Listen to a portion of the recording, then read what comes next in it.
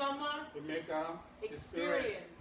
I am, of course, your trust. We are, of course, your trusted hosts. I am Chioma Ruth Ngama, and with me is Emeka Vincent Guru. Thank you so much for tuning in. Yeah. It's been so lovely to have you all. Thank you to all our loved ones, our followers, people that have been following us since day one. We appreciate you. Thank you so much for all the love that you've been showing us. Before we get into the business of today, we would, like to address the current situation of our economy. The NSAS movement or protest is taking a turn.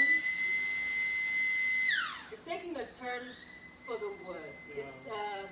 It's a lot of people are dying more than expected, and we would like to show our sympathy and empathy to everyone out there, to the families that have lost their loved ones and their family members in this, hectic and trying time for our dear nation. Yes. And also, we want to appeal on the government to please listen to the cry of the nation, listen to the cry of the people, and also we pray that God in His grace and infinite mercy give the fallen heroes or their loved ones, their guidance, the strength to bear their losses. And please, we want to give few moments of silence. We want to acknowledge some respect to our dear fallen heroes as we progress.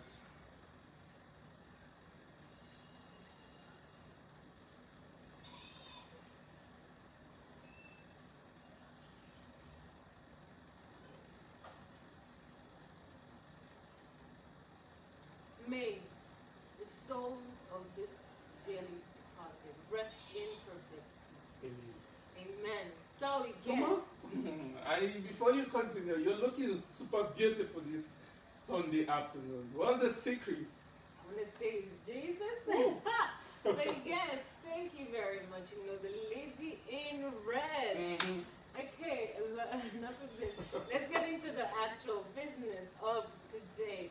So, a little recap of what we spoke about last week. For those of you who have missed our show, our live program, and are not following us, and we're not able to catch what we spoke about last week, we're gonna just do a little recap, and then get into the business of today. Last week we spoke about the 5 different stages in a person's life. We started with the survival stage, then we went to the stability stage, Security. then the security stage, the success stage, and finally the significant stage. Yeah. Yes, that was the 5 stages. We discussed each of them, briefly, but expanded on them as much as we possibly could within the time frame that we had. Yeah. So this week is titled The Millionaire Mind. The Millionaire Mind is the title for this week's program. And before we get into it, I want to just, kind of correlate it to what was going on last week. The significant stage, as we spoke about last week, is a stage in your person's life whereby they're no longer fully just interested in their own personal growth. They're more invested in the growth of others, the world at large. They are those that are able to leave a legacy. Yes, thank you very much. They're those that leave a legacy. Those like we have the likes of Beyonce, Martin Luther King. Now, the entire point is we should all aim to get into the significant stage, and we should all try to migrate from whatever stage or stages we find ourselves to the next stage. Especially, we all started, like we said before, we all started from the survivor stage. But remaining there is actually an error. It's an error. So try as much as possible to get into the stability as much as possible. If I would say skip the security stage, because security stage is a very dangerous stage. It feels like you've attained success. It feels like you've attained you're successful, but trust me, you are not. You're not. So try as much as possible to skip the security stage. Play in the 2 stages I call the success and the significant stage. That's where you make impact on people's life. That's where you at least create a legacy on people's life. So, Chioma, before we discuss the millionaire mindset or the millionaire mind, I think for you to even migrate from any of these stages, something must be done in your life as a person. And that's your mind, which is a very powerful tool. People neglect the mind. They neglect the power of the mind without knowing that it's mind over body. Like people said in the past, there's a phrase that keeps going. They say the spiritual controls the physical, and I think that's portrayed to the mindset. Exactly. So this is why we're talking about the millionaire mind. For me to break it down for you, the millionaire mind is, we're discussing it because this is the mindset that people in the significant stage, people playing within the 1%, that small quadrant, this is the mindset of this they have. They have the mindset of business, the mindset of, I have and I will do what it takes to get to where I need. The people that do not relent, that they never give up. Now the thing is, a lot of people may come in contact with all the training, all the business books they can possibly read, but if you do not have the change in your mindset, if you do not have what we call the millionaire mindset, no matter whatever you read, it will not be able to affect your, where you are in life at this point in time. So today's show it's more of a discussion. Yes, exactly. We're going to discuss the millionaire mindset. How we're going to do is we've streamlined 8 questions that fully discusses this topic in its how let's say in its rarity, in its full form. And that's exactly what we shall be doing today. So the first question which I have on my list is, what does it mean to have a millionaire mindset? Thank you so much, Chioma. That's a very amazing question right there. I think having a millionaire mindset is just trying to unlearn what you know before in order to relearn. I say that is some people are stuck with what they know. They dwell in the past. Some people that have been wired to believe so many things about how wealth or how success is being attained. So they just dwell in what they know. They don't, like, I come from a family where success to an extent comes from struggle. Don't get me wrong, viewers. It's a very sticky price to pay when it gets to success, when you are actually chasing success. But the thing is worth it. But a lot of people don't have the right mind or the right focus to go towards success, to chase success, in quotes. So they are being wired to believe that money is the root of all evil, that the rich are greedy, that you have to be an occultic person to attain some particular amount of wealth, which is not true because they've been wired. And trust me, like I said before this, initially, the spiritual controls the physical. So if your inner mind is not in the right place, is not in the right position, trust me, your outer activities is in a little way. Yeah, exactly. it just happened that way. So in a nutshell, I think that a millionaire mindset is having the mind of a champion. That is exactly how I would put it. I completely agree with you. That's the honest truth. For me, I would just say it in this way.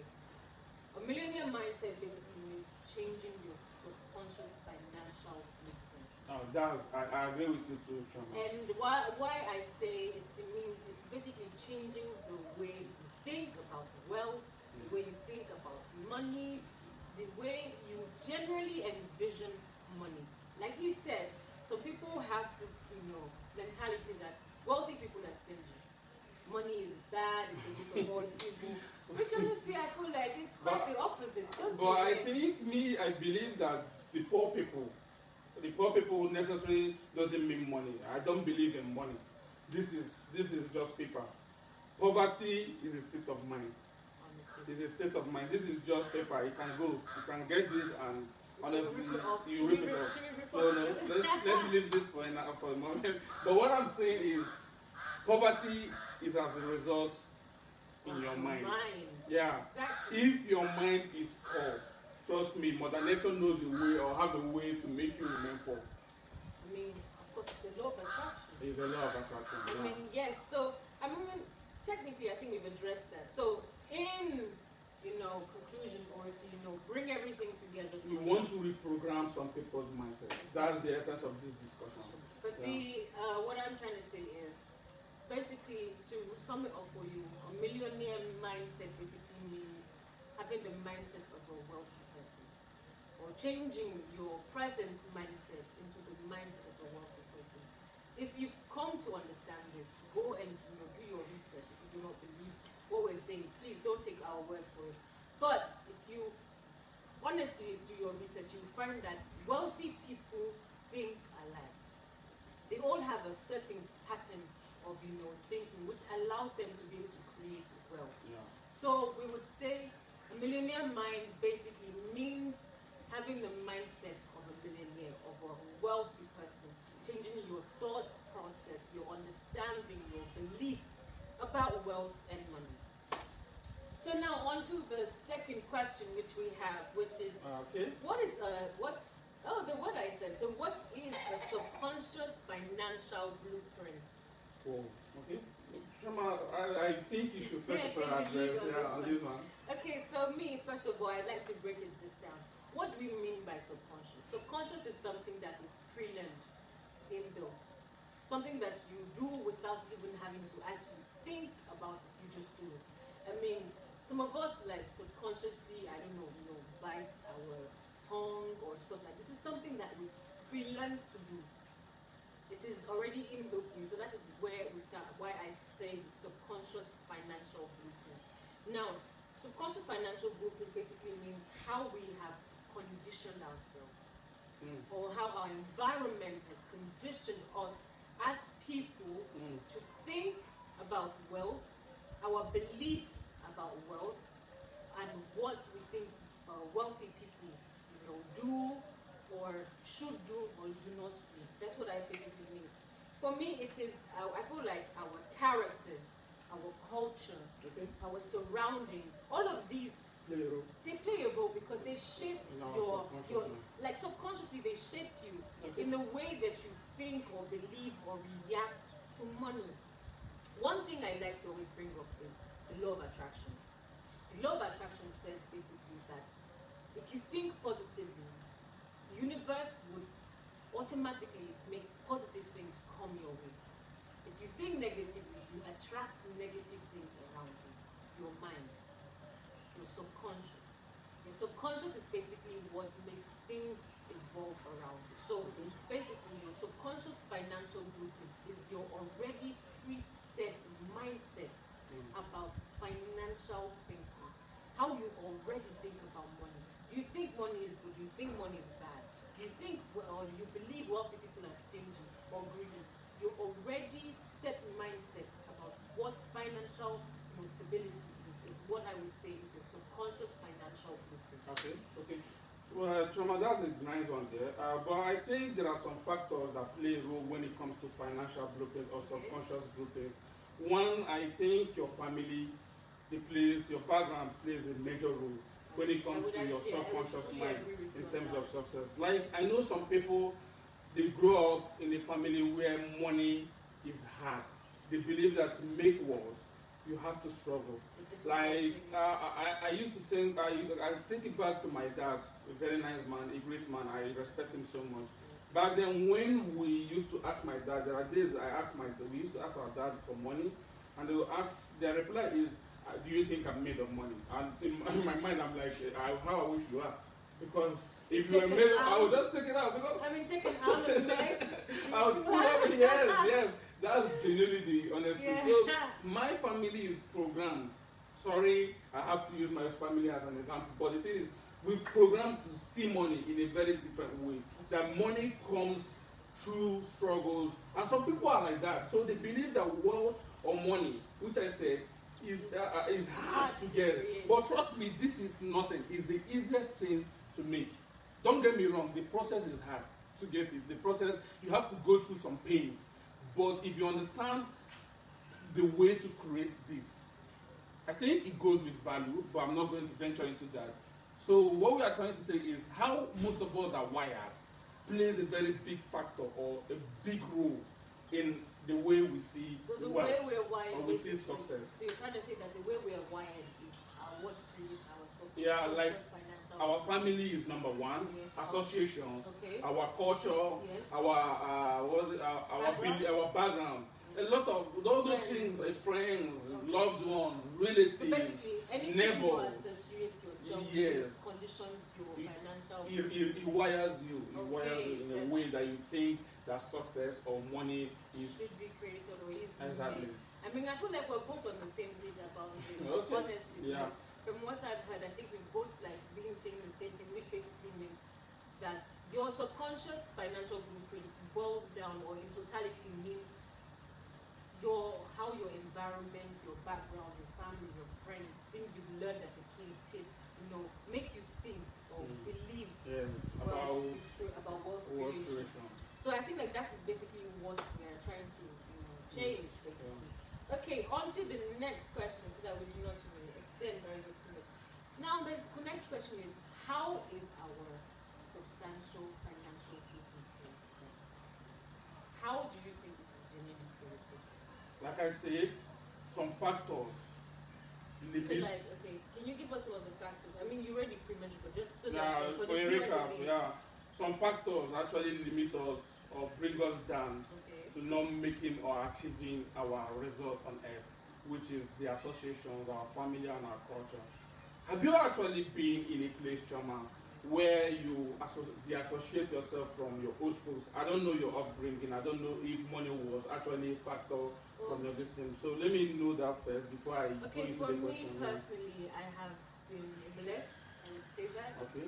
In my upbringing, money was not a problem. I think I came well. My dad made it very understandable that money does not go on trees. He made us understand that there is a process towards creation. You cannot just wake up in the morning and pick money from the ground. Okay. But in my household, I wouldn't say money was never an issue. Okay. Like you said, you're actually privileged and blessed, and kudos to that. So for those of us that are not privileged enough to come into Chioma's type of work, we actually see money as a means of struggle. And what I'm trying to say is, I come from a family, not just a family, but an association where wealth or having money is difficult. We see money as the most difficult thing to make. And it got to a point when I started disassociating myself from such mindset, such people. Like, I left my old folks behind. I come to understand that Mother Nature, in its own way, plays a role to help me create success. I'm not financially rich, I'm not going to lie. I'm not financially okay. I'm not a millionaire yet, but I'm a millionaire up here. So, and that's a very big thing to do, and that's a very big step when it comes to creating wealth. So when I disassociate myself from my friends, trust me, something happened. I found myself in a position with the right people, the right person, the right mentorship, the right time, and my income starts going up, skyrocketing. That's what I was trying to say. Law of attraction, exactly. That's where the law of attraction plays a very huge role, because of the way you are thinking and the way you associated yourself. Let me use your own word. From your old things, you realize that the world suddenly just kind of rotates itself to bring you those things. Okay, personally, so for me, I have streamlined it to 3 ways I feel like your subconscious financial blueprint is created. I think 3 things play a role. I would say, first of all, you have what you heard as a kid, which is what I call your verbal programming. So you have your verbal programming, you have your modeling, and then you have specific incidents. I would break this down. So first of all, what I call verbal programming. Verbal programming, basically, what did you hear as a child? Some people were in the environment where they heard money is difficult, rich people are greedy, money is bad, it's the root of all evil. The rich make money based on there's like a whole the rich get richer and the poor gets poorer. Let me not say there's a whole lot of BS on that. I'm sorry.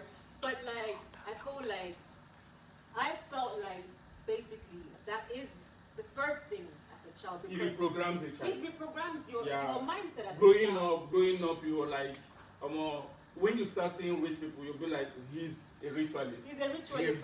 Because this is what you have heard in your environment. So that's why I first say verbal programming, what you hear as a child. Like, the thing is, what we don't know is, as a child, subconsciously, what we hear, we retain. There's this thing, monkey see, monkey do. Yeah.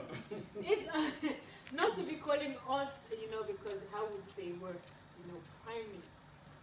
Well, primates. So not to call us monkeys, but it applies to us too. What you hear as a child is also what you kind of do. I mean, there's like this gives us a scenario. There was an example in the book I was reading that they gave like a daughter used to cut whenever it was time for Christmas dinner. She'd cut both sides of the ham and put it in the oven. Okay, I think I've come across that. Yes. Okay. So now the husband asked her why she does this. She said she doesn't know, but because her mom did it. Yeah. Now her mom happened to be coming for dinner. So when her mom came, they asked her mom why her mom did that. Her mom said, I don't know, because that's how my mom did it. Now when they finally called her grandmom to ask her grandmom said, well, I did that because the pan was too small. So I had to cut the ham to just make it fit in the pan so it can go into the oven. So you can see the both, the grandma and the mom and the other one were programmed, the two generations were programmed to go that way. They didn't even know they didn't understand the origin of what exactly my point. So that's why I say your verbal programming. Then the second one I mentioned is your modeling. This is what you see. What you see as a child, you kind of imitate it. I mean, a lot of children, I want to be a businessman. Why? My father's a businessman. I want to be a lawyer. What? My mother is a lawyer. Because they've seen their parents in this life. So automatically, as people, individuals, because of what you've seen as a child, your subconscious takes it in, and it's set in stone for you. But what we don't know is that once you can identify what the problem is, you can always change the programming. Yeah. So lastly, the last one I said was specific incidents. Okay. Now, I feel like experiences shape us as human beings. Okay. They shape our mindset as people. I mean, think of it. Someone that had a bad experience as a child would do everything to prevent having that kind of experience in their adulthood. Okay. I mean, take me for example. One thing I learned recently about myself in exploring my inner self and asking myself questions, I realized I became a very defensive person. I mean, I did not know when it became a thing for me to be on a defensive side, but tracing it back, having looked at my experiences in life, I realized that growing up, people tried to bully me as a kid. I mean, I was a big kid. People don't believe me, but I was a huge ass, fat ass to be more. I was a huge kid. Okay. And in primary school, people would try to bully you because of your size, but being the kind of stubborn person I was, I don't like being bullied.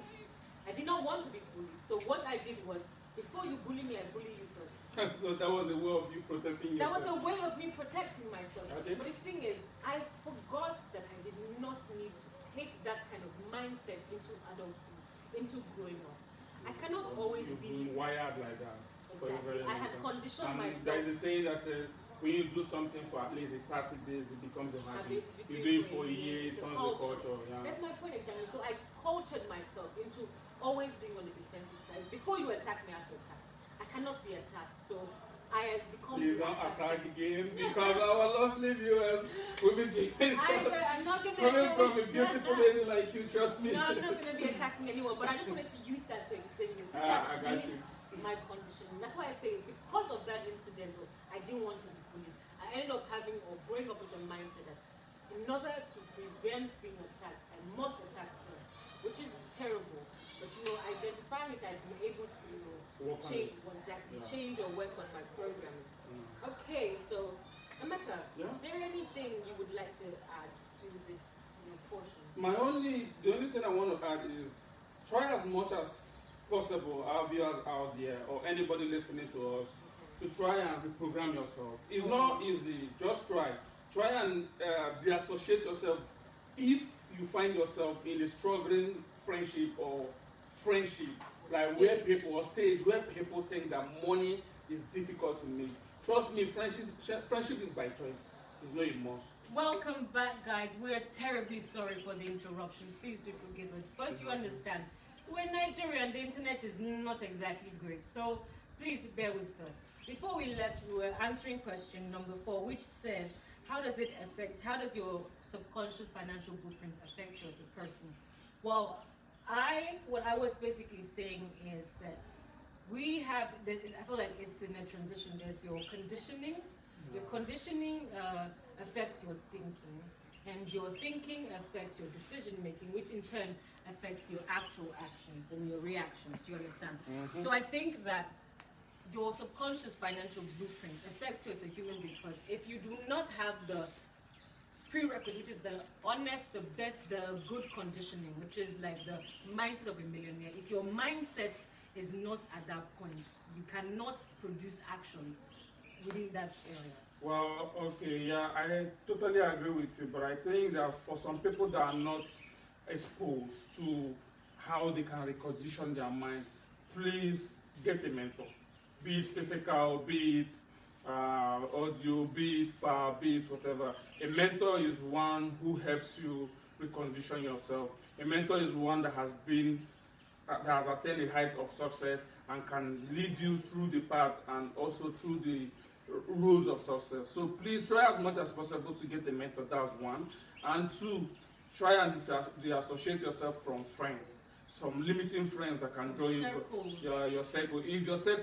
If you notice your circle are the ones that pull you down, please try and disassociate. It's very, very important. Very important. I would say this. Another thing, two things I want to add is always understand what is your reason for actually wanting to be successful. Yeah. Is it if you have a non-supportive reasons like anger, fear of failure, or this need to genuinely prove to somebody that you can be successful, then you have to change it. You have to change your reason for success so that you can actually recondition your mind to see success or what succeeding actually is. And lastly, I just want to put to you is the roots determines the fruit. You cannot plant orange and expect to harvest watermelons. You cannot plant a bad orange tree and expect to have good tasting oranges. So do not walk on the fruits, walk on the roots, because what is invisible creates what is visible.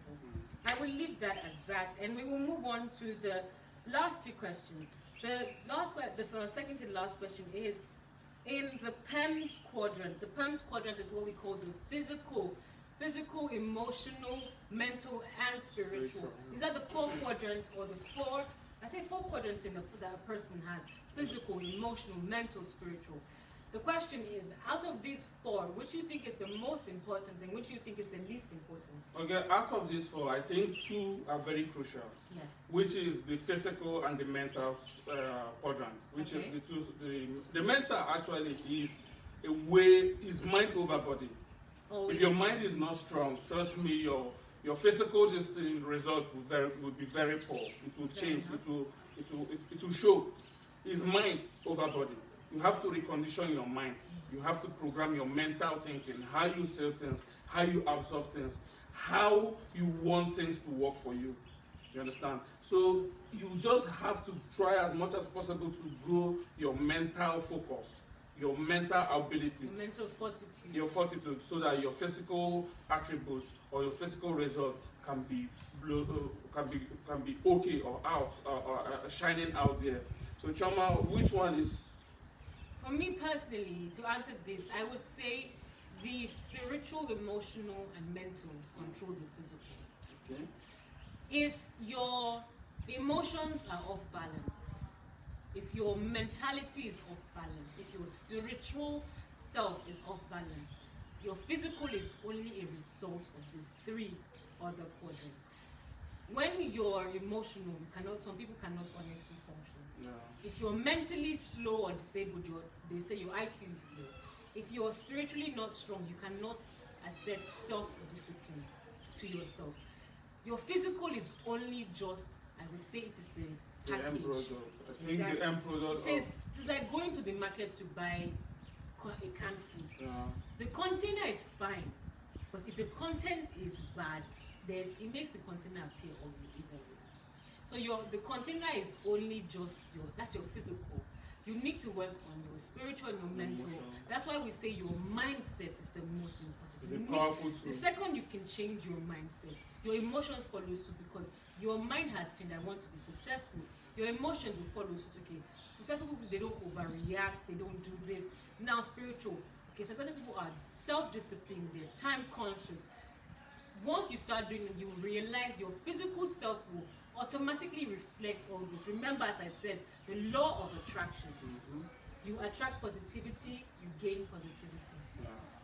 Now, this is the last question. So the thing I would like to put to you today is try to reprogram how you think. Your mental. Reprogram your mindset, your mental fortitude. And there are 3, or should I say there are 4 stages or 4 steps to doing this, which I have itemized as, first of all, you have to be aware of the mental state or the issue. Do you understand? You have to first be aware of this. There should be an awareness to change something. You have to be aware there's an error, an underlying error. If you're not aware that this is how you think, this is how things are being, trust me, you can't change that. Because a lot of people believe in the past, and also they don't know that this exists. So I believe with you. I agree with you on awareness. The awareness. Then the second thing would be to understand the origin. For you to change a problem, you have to understand where the problem originates from. Origin of a problem basically means my mindset, like I said before, my defensive mindset came from me being a child and trying not to be bullied. To change that mindset, I have to be aware of it. Then I have to understand where it came from. And then we move into the third one, which is disassociating yourself from that thing. Once I knew that this is the problem, I understood it, I tried to dissociate yourself from being defensive. So you must disassociate yourself from your mindset or problem or whatever the issue itself it is.